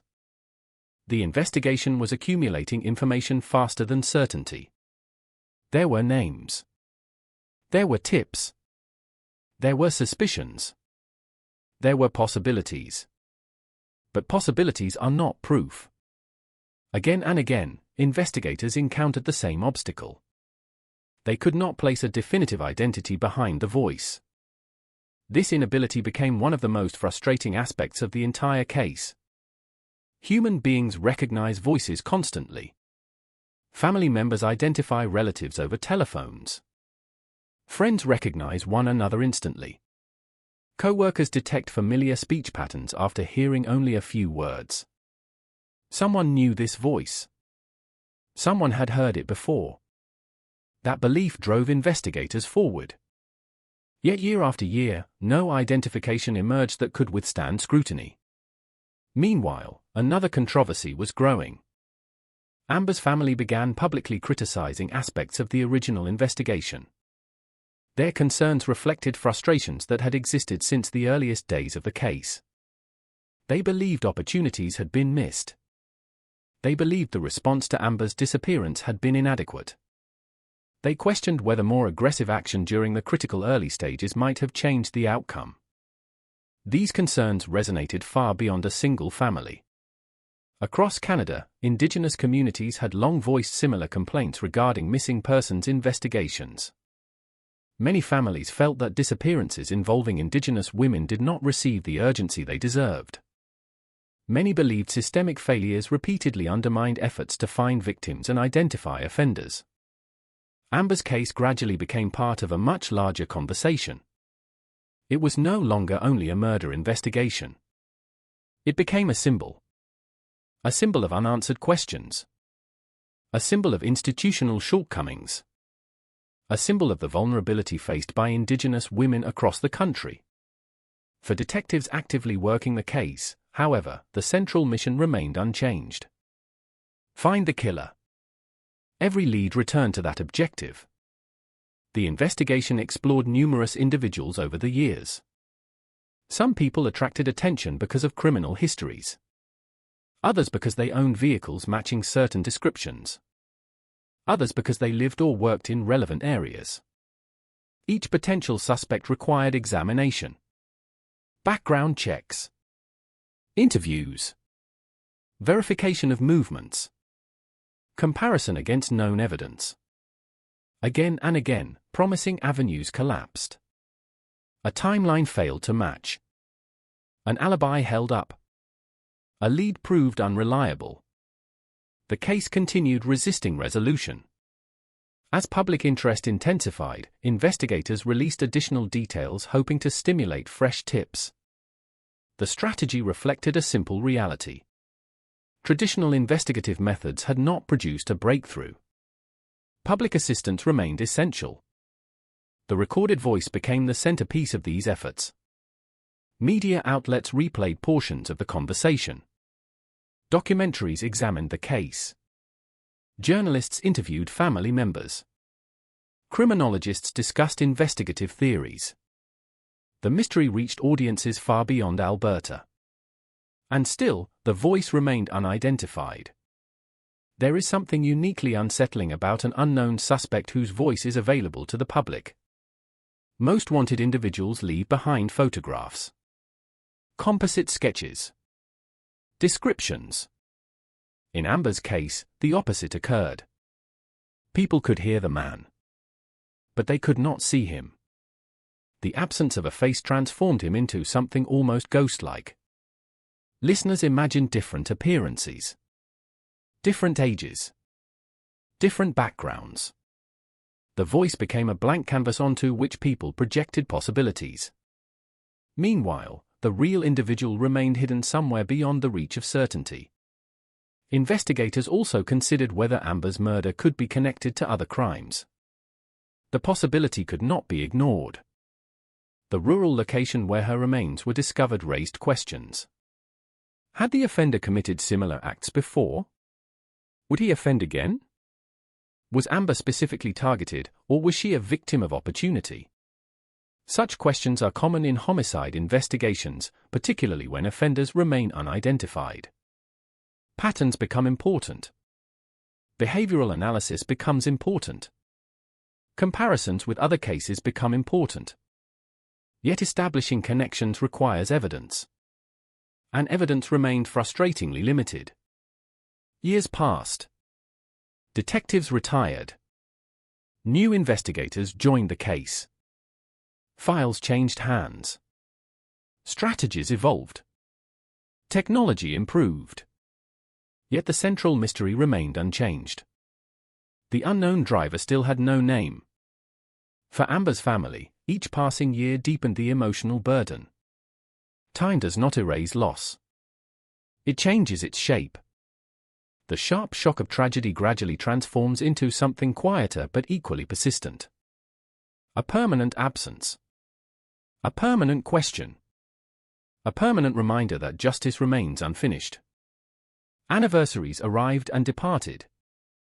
Birthdays passed. Public appeals continued. The recording continued circulating. And every time people heard those voices, the same unsettling thought emerged. The answer might be just one recognition away. One listener. One memory. One person finally connecting a familiar voice to a familiar face. That possibility kept hope alive. It also intensified frustration. Because despite everything the investigation possessed, despite the extraordinary evidence, despite years of effort, the breakthrough never came. Instead, the case settled into a strange and painful state. It was neither forgotten nor solved. Neither cold nor active in the traditional sense. It existed in a space between. A living mystery. A wound that refused to close. And somewhere beyond public view, beyond media coverage and investigative files, the individual responsible for Amber Tucaro's death remained unidentified, carrying a secret that detectives, journalists, and an entire nation continued trying to uncover. Most true crime stories eventually arrive at a moment when everything changes. A forgotten witness comes forward.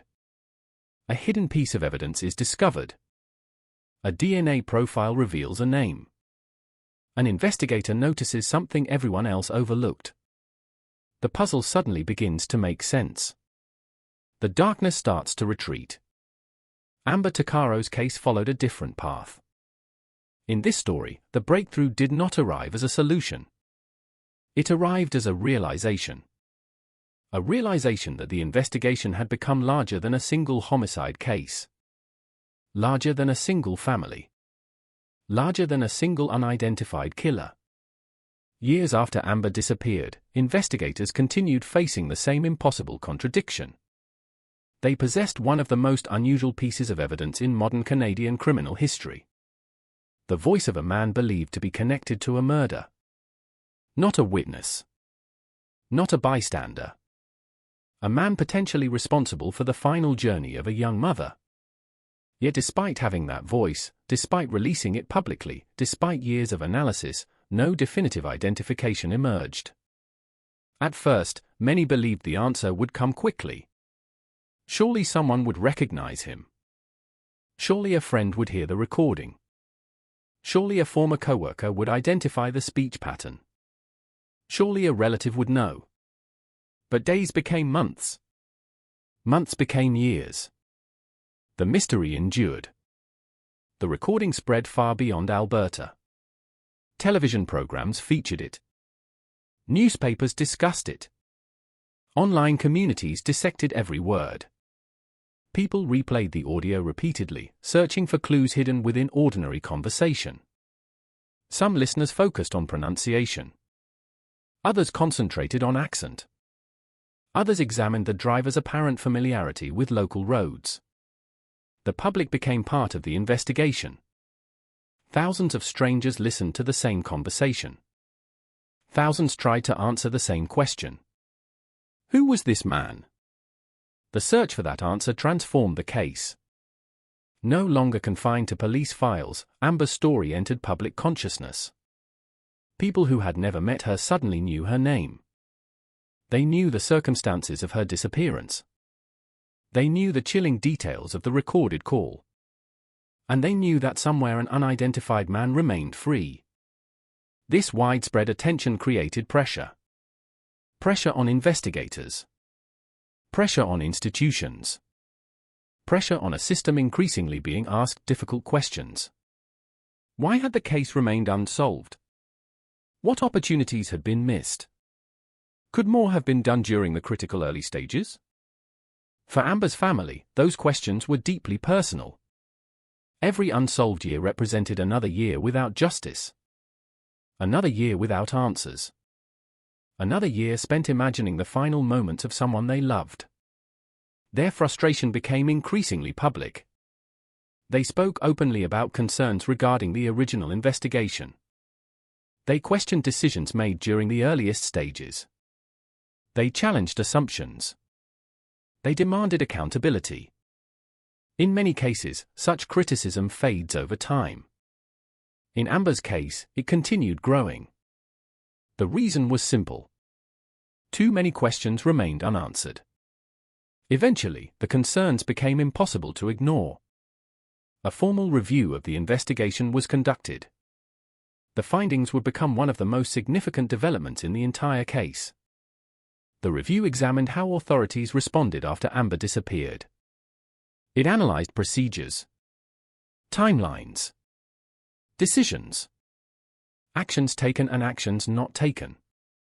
The conclusions were deeply troubling. Investigators reviewing the case identified significant shortcomings during the original response. Certain opportunities had been missed. Certain procedures had not been followed as effectively as they should have been. Certain decisions may have negatively affected the investigation. For Amber's family, the findings were both validating and painful. Validating because they confirmed concerns that had been voiced for years. Painful because they raised a difficult question. Could things have unfolded differently? No one can answer that question with certainty. History offers no opportunity for controlled experiments. Investigators cannot return to the beginning and try again. Yet the review represented something important. Acknowledgement. Recognition that mistakes may have occurred. Recognition that the family's concerns deserved serious consideration. Recognition that the pursuit of justice required honesty. The findings generated widespread discussion throughout Canada. Journalists revisited the case. Advocates for indigenous communities highlighted its significance. Experts examined broader patterns involving missing and murdered indigenous women. Suddenly, Amber's story existed within a much larger national conversation. The breakthrough was no longer about identifying a suspect. It was about exposing a system that many believed had failed vulnerable people for decades. Across the country, families carried stories remarkably similar to Amber's. Stories of disappearances. Stories of delayed responses. Stories of unanswered questions. Stories of investigations that seemed to move too slowly. The public began seeing connections. Amber was not merely an isolated victim. She became part of a broader tragedy affecting Indigenous women throughout Canada. That realization changed the meaning of the case. The search for one killer remained important. But the story now represented something larger than individual guilt. It represented collective responsibility. The responsibility to examine institutional failures. The responsibility to listen to families. The responsibility to ensure future investigations would be conducted differently. Meanwhile, investigators continued pursuing leads. Technology evolved. Databases improved. Analytical methods became more sophisticated. Cases once considered impossible were being solved across North America through advances in forensic science. Hope remained alive that Amber's case might someday benefit from similar breakthroughs. Each new development in criminal investigation created renewed optimism. Perhaps a future witness would come forward.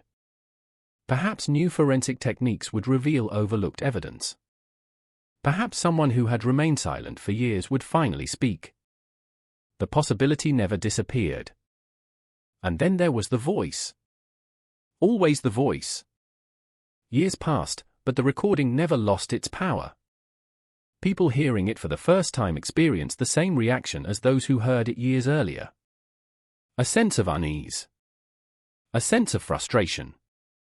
A sense that the answer was somehow within reach. The recording felt like a door standing slightly open. Not enough to reveal the truth. Just enough to suggest it existed on the other side. Investigators understood that public memory is often short. Most unsolved cases eventually fade. Amber's did not. The recording prevented that.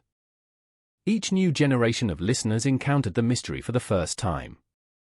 Each new audience renewed the possibility that someone might finally recognize the man speaking. This persistence became the true breakthrough. Not a solved case. Not an arrest. Not a courtroom victory. Awareness. The refusal to let the story disappear. The refusal to allow Amber's name to be forgotten.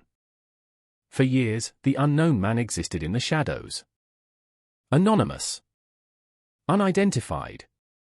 Untouched by justice. Yet unlike many offenders, he could not completely vanish. His voice remained. Frozen in time. Preserved forever. A fragment of conversation captured on a summer night. A fragment that continues reaching new listeners. A fragment that may someday become the key to everything. Because unsolved cases possess a strange quality. They are unfinished stories.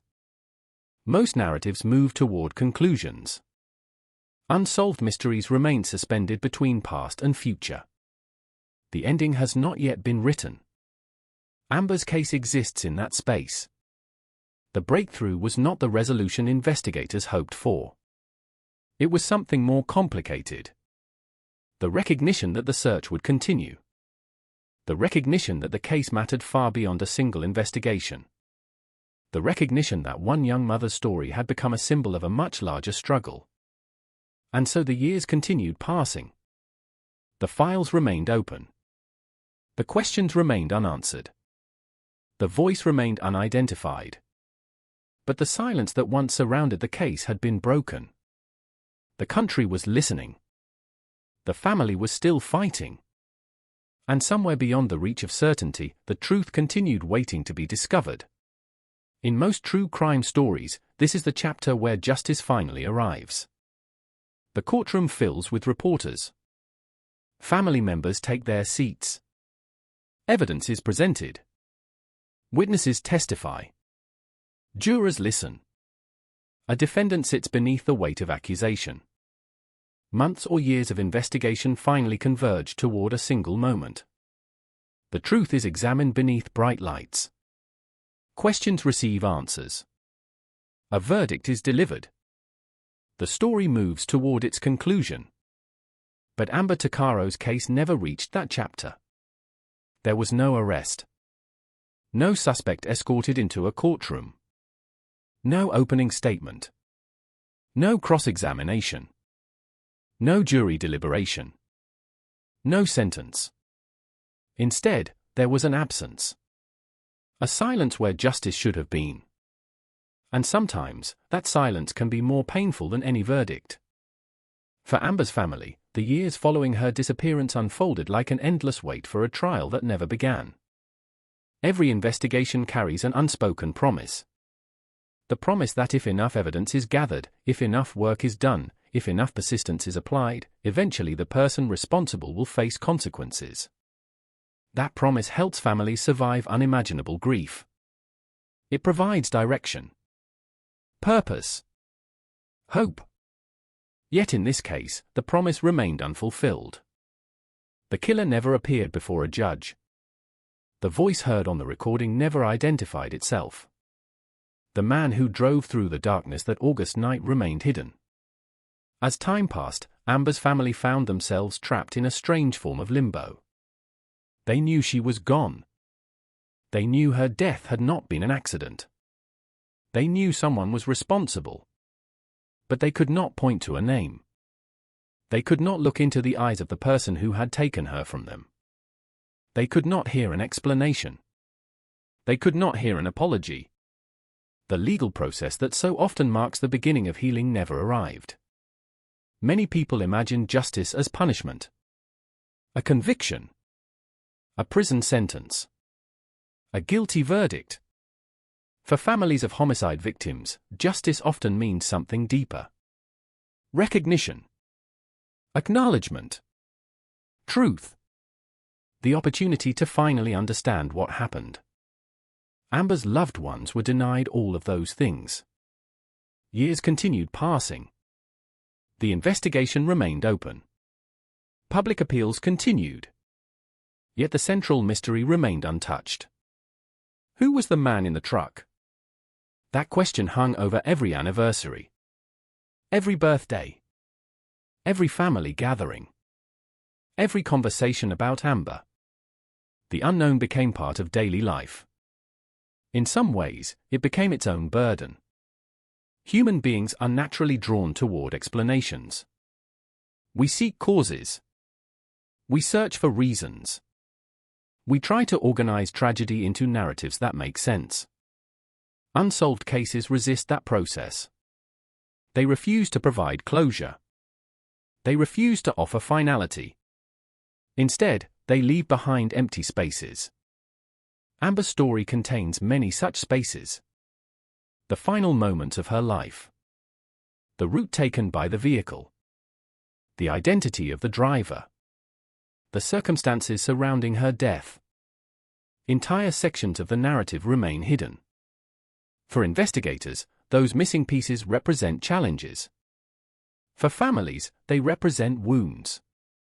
One of the cruelest aspects of unresolved homicide cases is the way they preserve uncertainty. With a conviction, there is at least a version of events presented before a court. Evidence is examined. Timelines are established. Facts become part of the public record. In Amber's case, there was no trial to perform that function. No courtroom became the stage upon which the truth could be reconstructed. The evidence remained scattered. Incomplete. Unfinished. And so, the public never witnessed a confrontation between justice and the person responsible. There was no dramatic moment. No confession. No final revelation. Only years of waiting. Years of hoping. Years of wondering whether tomorrow might finally bring answers. As public awareness increased, Amber's family transformed grief into advocacy. They refused to allow her story to disappear. Interviews were given. Appeals were made. Questions were asked repeatedly. The objective remained simple. Keep attention focused on the case. Keep pressure on the investigation. Keep the possibility of justice alive. This effort required extraordinary resilience. Most people expect grief to fade with time. In reality, unresolved grief often behaves differently. Instead of diminishing, it adapts. It settles into daily life. It becomes part of routine. A permanent companion carried from year to year. For Amber's loved ones, every public discussion of the case reopened painful memories. Yet silence carried its own dangers. Silence allows cases to be forgotten. Silence allows investigations to fade. Silence benefits only the person who wishes to remain hidden. So they continued speaking. Continued remembering. Continued fighting. Meanwhile, public confidence in the investigative process became another subject of discussion. The findings of the independent review raised difficult questions. Questions about procedures. Questions about priorities. Questions about whether opportunities had been lost during the earliest stages of the investigation. Eventually, apologies were issued. Acknowledgements were made. Institutions recognized shortcomings. Yet even these developments carried limitations. An apology cannot identify a killer. An apology cannot restore lost time. An apology cannot bring someone home. The distinction matters. Accountability and justice are not always the same thing. One can exist without the other. In Amber's case, the search for both continued. The years transformed the case into something larger than a single investigation. It became part of a national conversation concerning missing and murdered Indigenous women. Families across Canada recognized elements of their own experiences within Amber's story. The uncertainty.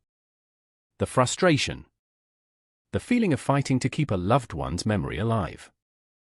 The sense that answers remained just beyond reach. In this broader context, Amber's story became a symbol. Not because her family wanted symbolism. Not because they sought political significance. But because the circumstances resonated with so many others. People saw a pattern. A pattern of disappearances. A pattern of delayed answers. A pattern of unresolved grief. The absence of a courtroom did not diminish these realities. If anything, it amplified them. Because every year without resolution served as a reminder. A reminder that justice delayed can begin to resemble justice denied. And yet, despite everything, hope survived. Hope often appears irrational in unsolved cases. Years pass without breakthroughs. Evidence grows older. Witness memories fade. Yet families continue hoping. Investigators continue hoping. Communities continue hoping. Someone might finally come forward. Someone might recognize the voice. Someone might reveal information they have carried for years. Hope survives because the alternative is surrender. Amber's family never surrendered. The case never disappeared. The questions never stopped. And so the chapter that should have contained a trial instead became a chapter about endurance. The endurance of a family. The endurance of memory. The endurance of a search for truth. There is an image often associated with justice. A courtroom. A judge. A jury. A verdict. Amber's story offers a different image. An empty chair. A space where a defendant should be sitting. A space where answers should exist. A space that remains unfilled. For more than a decade, that empty space has lingered over the case. The man connected to the voice remains unidentified. The person responsible for Amber's death remains unknown. The courtroom remains silent. And until that changes, the pursuit of justice continues not inside a courthouse, but within the determination of those who refuse to let her story be forgotten. Because sometimes the most powerful measure of justice is not a verdict. Sometimes it is the refusal to stop searching. The refusal to stop asking questions. The refusal to allow a victim to disappear a second time. Amber Tuccaro was taken from her family on a dark Alberta road. Her killer escaped accountability. Her case remains unsolved. But the pursuit of justice has never ended. It continues in every appeal, every investigation, every listener who hears the recording, every person who remembers her name. And until the truth is finally revealed, that pursuit remains unfinished. There is a strange thing that happens when a case remains unsolved for long enough. The years begin to blur together. Headlines fade. News broadcasts end.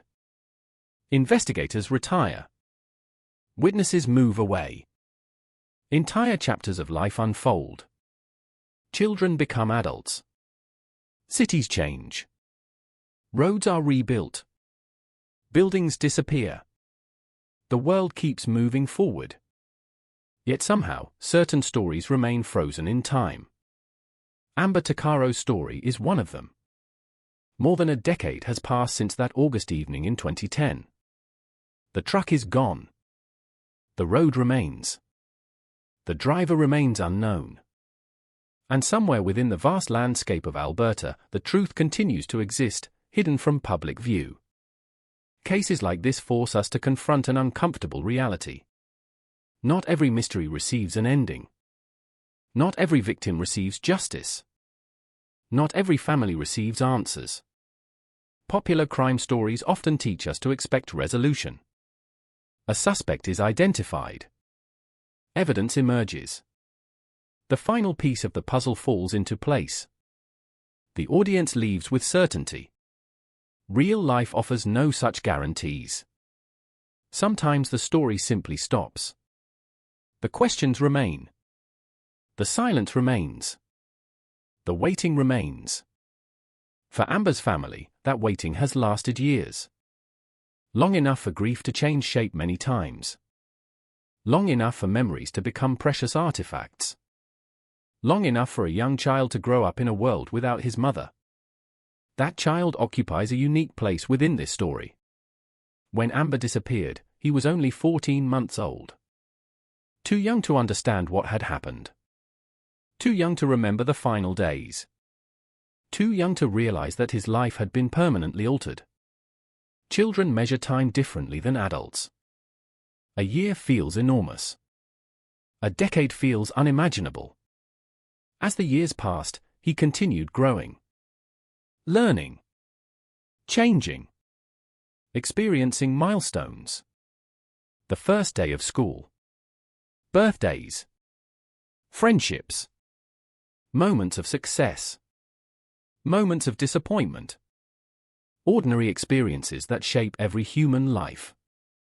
Yet throughout all of those years, one absence remained constant. His mother was not there. She was not there to watch him grow. Not there to offer advice. Not there to celebrate accomplishments. Not there to comfort him during difficult moments. One person's action stole those possibilities. And perhaps that is the deepest tragedy hidden within homicide cases. The victim is not the only person affected. The damage spreads outward. Parents lose children. Children lose parents. Siblings lose siblings. Friends lose friends. Entire futures disappear. The consequences continue long after public attention fades. Amber's family has carried those consequences every day. There is no finish line for grief. No moment when loss suddenly becomes acceptable. People learn to live with it. They adapt. They continue moving forward. But the absence remains. Sometimes it appears unexpectedly. A photograph. A familiar place. A birthday. A holiday gathering. A memory triggered by something small and seemingly insignificant. Grief waits patiently within such moments. For families of unsolved homicide victims, another burden exists alongside grief. Uncertainty. The unanswered questions never fully disappear. Who was responsible? Why did it happen? What really occurred during those final hours? Questions become companions. Persistent. Unwanted. Endless. Amber's case contains more questions than most. That reality is one reason it continues resonating with people years later. Human beings are naturally drawn toward mysteries. We want answers. We want understanding. We want resolution. This case refuses to provide those things. Instead, it leaves us standing before a locked door. On the other side waits the truth. Yet despite all the investigation, all the publicity, and all the effort, the door remains closed. Perhaps the most haunting aspect of the entire story is not the mystery itself. It is the recording. That brief conversation has become something larger than evidence. It has become a time capsule. A preserved moment suspended forever. A moment when a young woman sensed danger approaching. A moment when she still had questions. A moment before everything changed. Most homicide victims leave behind memories. Amber left behind a fragment of her final journey. The world can hear it. The world can feel the unease growing within it. And because of that, listeners often experience an unusually personal connection to the case. They are not merely hearing about a tragedy. They are hearing the edge of it. The beginning of it. The final moments before the darkness fully arrives. There is something profoundly human in that experience. Because every listener recognizes the emotion hidden within those exchanges.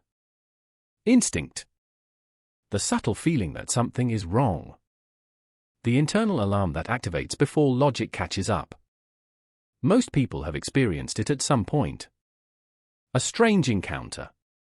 An unfamiliar situation. A decision that suddenly feels dangerous. In Amber's case, that instinct was tragically correct. Yet her story is about more than fear. More than violence. More than mystery. At its core, it is a story about visibility. About whose stories are remembered. About whose lives matter. About whether society chooses to look away or pay attention. For many years, families of missing and murdered Indigenous women across Canada fought to have their voices heard. They carried photographs. Organized vigils. Spoke to reporters. Appealed to authorities. Repeated names that others seemed willing to forget. Amber's name became one of those names. Not because her family wanted public attention. Not because they sought notoriety. But because remembrance became necessary. Forgetting benefits no one except those who wish to remain hidden. Remembering becomes a form of resistance. A refusal to allow a victim to disappear completely. That may be one of the most important lessons within this story. Justice is not always immediate. Sometimes it takes years. Sometimes decades. Sometimes it remains unfinished. But memory possesses its own power. Every person who hears Amber's story keeps that memory alive. Every discussion keeps the search alive. Every retelling keeps the possibility of answers alive. The unknown man behind the wheel may have expected time to erase what happened. Time often erases many things. It erases footprints. Destroys evidence. Weakens memories. Changes landscapes. But it has not erased Amber Tuccaro. Her name remains. Her story remains. Her family's determination remains. And remarkably, so does the voice. That voice continues existing year after year, moving from one listener to another. Perhaps someone has already recognized it and remained silent. Perhaps someone suspects the truth but lacks certainty. Perhaps the answer is hidden within a memory waiting to surface. No one knows. That uncertainty defines the case. Yet history teaches an important lesson. Unsolved does not always mean unsolvable.